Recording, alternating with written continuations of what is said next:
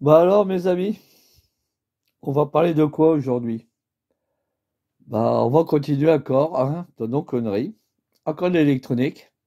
Putain, tu nous gaves avec tes trucs. Bah oui, je sais. Mais cette année, c'est cours d'électronique à gogo.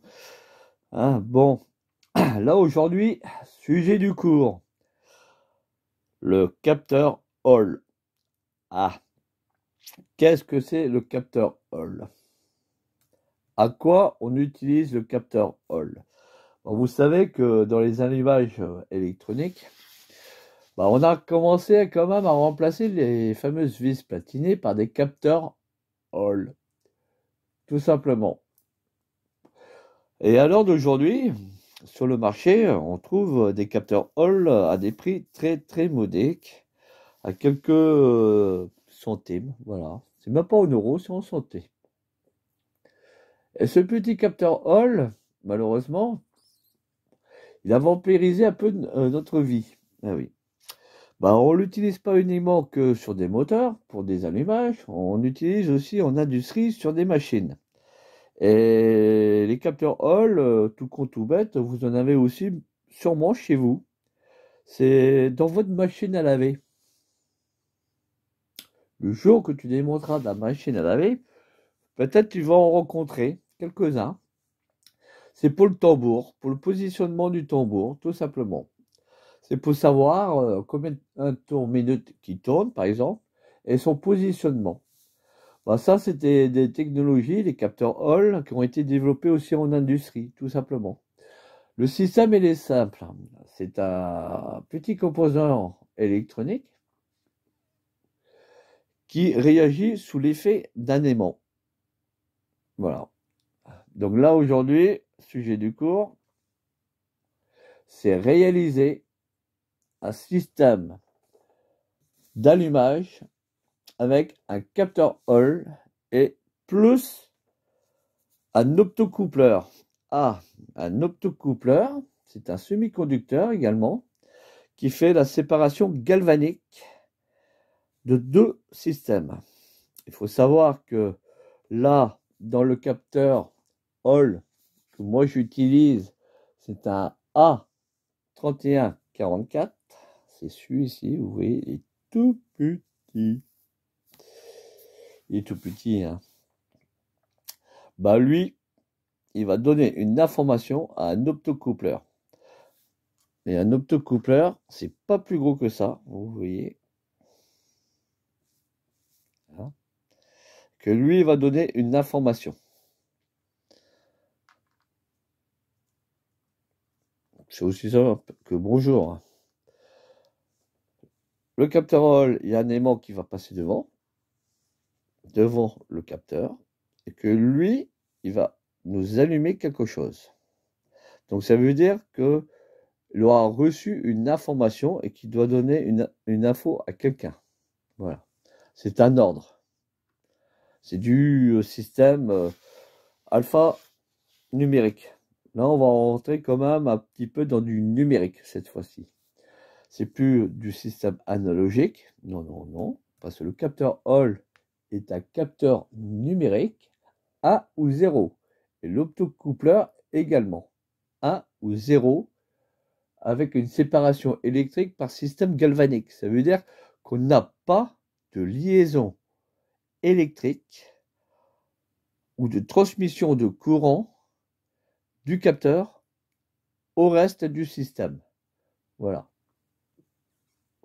Là, je vous ai monté une petite breadboard, comme d'habitude, hein, vous savez, le système laboratoire, où ici, je vais prendre mon tournevis, nous avons notre petit capteur Hall qui est ici, notre optocoupleur qui est ici, et une LED rouge qui fera évidemment office, qui, elle va nous dire ouais, effectivement, j'ai bien quelque chose qui est passé devant le capteur, donc je transmets une information. Ça sera notre indicateur d'information. Et ensuite, dans le montage, on peut monter des transistors et autre chose, hein. Là, c'est pour vous simplifier la vie. Bon, évidemment, c'est un petit peu la jungle avec tous les fils à droite et à gauche. Bon. Mais vous allez voir que le système fonctionne. On va faire déjà le schématique, le plan. Le plan de principe, comment ça fonctionne? Comment câbler notre capteur Hall, le petit qui est ici. Je vous ai expliqué que le capteur Hall, ici, quand il y aura un aimant qui va passer devant, hein, il va nous transmettre une information à un optocoupleur qui est ici. Et on va voir comment c'est fabriqué ça et ça, déjà. Le principe est facile.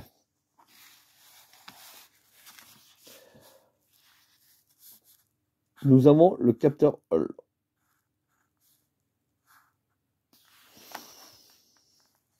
Dessus, on a 3 pattes. Je ne sais pas si tu vois bien. Sur une des pattes, on va lui mettre une alimentation. Par exemple, je sais pas, 6 volts. Allez. Lui, il doit être couplé sur la patte 3. Donc, on dit 1, 2, 3. Hein, que lui va être couplé avec une résistance, ici. La valeur résistance standard pour cette application, on va utiliser une résistance de 10 kΩ. 10 kΩ, tu vois. Que lui, ensuite, comme nous voulons avoir un passage d'un aimant qui va donner une information, on va mettre un optocoupleur qui est à côté. À l'intérieur d'un optocoupleur, c'est comme un transistor PNP, parce qu'on peut le moduler en NPN ou PNP. Donc moi, je vais dire plutôt du NPN. Donc, comme un transistor,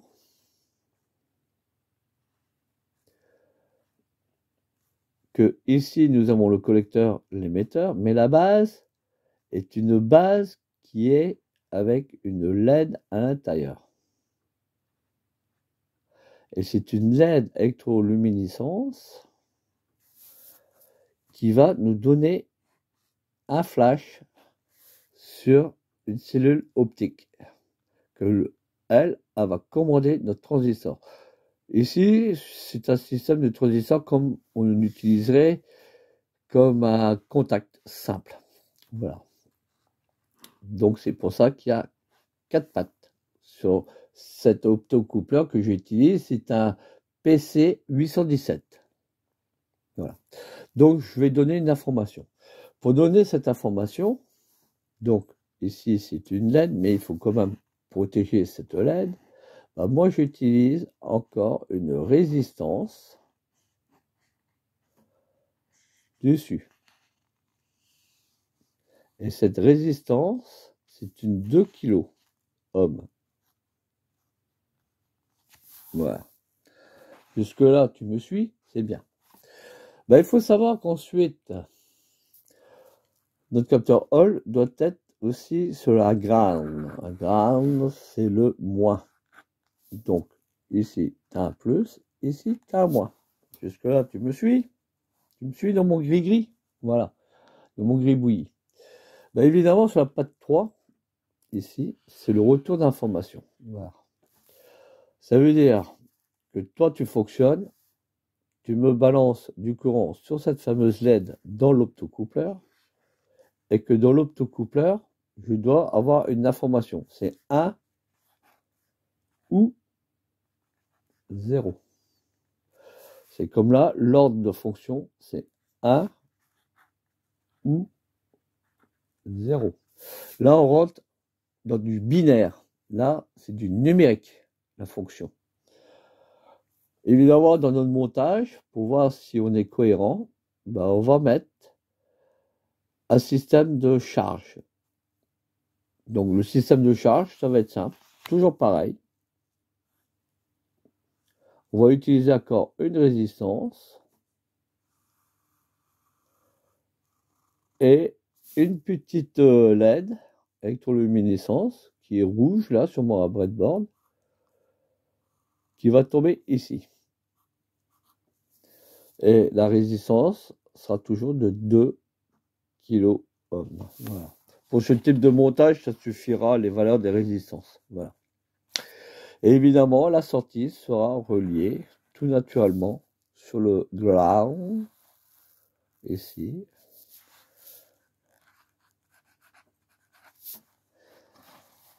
Qui est notre moi. Voilà. Vous avez compris, les amis? Non? Bon, voilà. Ça, c'est uniquement que schématique. Là, c'est notre capteur.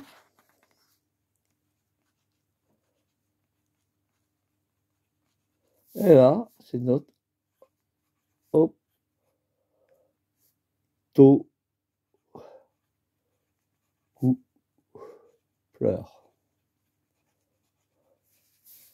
Moi, j'utilise, comme je vous ai dit, un PC 817. Et là, le capteur Hall que j'utilise, c'est à 3144, 3144, voilà. Et ça, c'est le principe de fonctionnement d'un allumage électronique où les mecs, ils ont réussi à remplacer les fameuses vis platinées par un système de capteur Hall. Tout simplement, et ça, c'est un multistandard dans toutes les utilisations d'allumage électronique qui est sorti dans les années 80. Vous voyez, moi, les amis, j'ai rien inventé. J'ai repris les bonnes vieilles recettes. À l'heure d'aujourd'hui, on a les composants adéquats pour faire les mêmes systèmes à des prix très modiques. Comme je vous ai dit, ça coûte une dizaine d'euros, de centimes d'euros. Voilà. Et lui aussi, ça coûte des centimes d'euros. Et résistance aussi. Hein. Donc, le truc, il est simple. Hein. Là, le système de capteur Hall que je vois quand ils vendent les mecs, putain, les doigts de capteur Hall qui coûtent 100 boules, là, moi, je te le fais à 1 euro. Ah, ça la fout mal, hein. De 1 euro à 100 euros, il y a quand même une sacrée marge. Bah là, je vais vous montrer sur la breadboard, cette fois-ci, le système. Alors, ma fameuse breadboard. Présentation. Mon capteur Hall qui est ici, devant. Mon optocoupleur qui est ici, derrière. Voilà. Et ici, ma petite LED qui me fera office d'utilisation, qui aura bien reçu l'ordre de fonctionnement 0 ou 1. Et là, tout ça, c'est un système combiné et ce n'est que du numérique. Hein. On n'est plus en analogique pur. Hein. Pourquoi? Parce que le capteur, c'est déjà un capteur numérique avec une fonction que je te donne 1 ou 0 à un optocoupleur. Voilà. Bah là, on va mettre notre petite centrale nucléaire en route, comme d'habitude. Et le système peut fonctionner à des tensions, vous allez voir, qui est quand même bien. Bon, moi, mon système, je vais le talonner à 12 volts. Voilà, 12 volts, vous savez bien que c'est les utilisations plus ou moins utilisées dans nos circuits électriques, dans les montages. Par exemple, c'est une bagnole, tu auras du 12 volts. Hein. Donc, moi, je vais avoir du 12 volts pour voir si mon système fonctionne. Ah, il faut les talonner. Chiant pour l'étalonnage. Allez, 12 volts. Non. Allez, un chouïa encore. Fais-moi plaisir. Voilà, 12 volts. Et là, on va voir avec mon aimant si mon système fonctionne réellement ou quoi. Voilà. Hop, on branche. Tac. Voilà. Et ici. Tac. Voilà. Et on va voir si le système fonctionne. Tu vois? J'ai mon aimant qui va passer devant mon capteur. Hein, et simulation. Hein. Ah, il faut que je te fasse ça bien, parce que sinon tu vas être d'accord à rageur. Et tu vas voir, en passant chez Palette, il s'est allumé. Tu vois? Je présente l'aimant devant mon capteur et il fonctionne.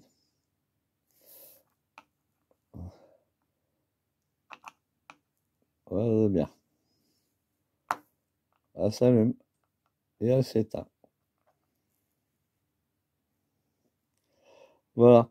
Là, j'utilise du 12 volts. Tu vois bien, j'ai un aimant qui est assez puissant quand même. Donc tu vois bien que là, on est quand même à 2 cm du capteur. Voilà. Imagine que ça, c'est ton doigt d'allumeur qui tourne. Il passe devant le capteur, il te donne une information que ça s'allume. Et l'office de la LED peut être utilisé sur un multi-truc. Par exemple, qui peut piloter ensuite, par exemple, mon TCI. Hein, un allumage électronique que lui, il te donne l'information. Donc, tu n'as plus rien de mécanique. Là, tu es vraiment avec de l'électronique numérique qui te donne une information. Voilà. Tu vois? C'est simple, hein.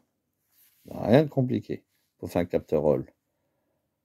Et c'est un système, je vais te dire, qui consomme pas beaucoup d'intensité. Là, je suis à un grand max de consommation à 20 milliampères. Hein. Tu vois, c'est vraiment quelque chose de modique. Est-ce que ça marche avec des tensions de 6 volts? Ben, on va voir. Hein.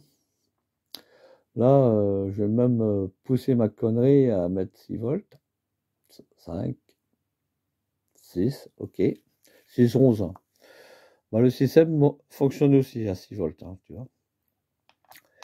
Et on va voir, tu vois, même tellement l'élément est puissant et que le capteur est très captif, ça fonctionne. Et là, on va voir à combien en tension ça va faiblir. Moi, je sais que la LED, c'est 2 volts. Hein, donc, on va voir si notre système. Voilà.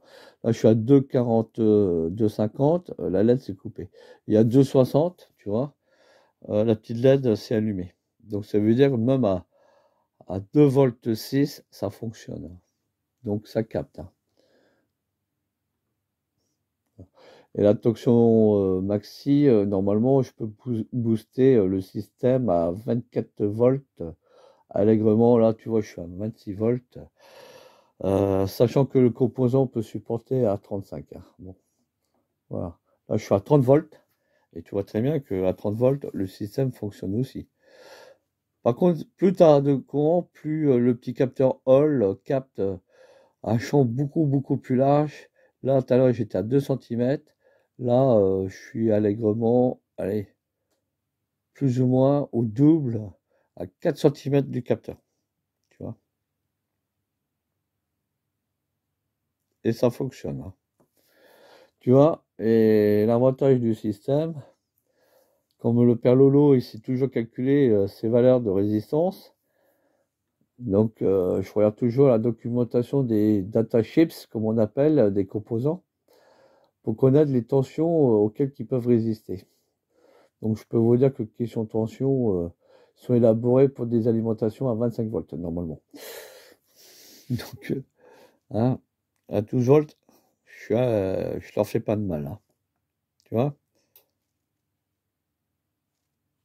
Tu vois, c'est bête. Hein. C'est le système du capteur Hall que, à l'heure d'aujourd'hui, on utilise encore hein, ce système-là dans l'industrie.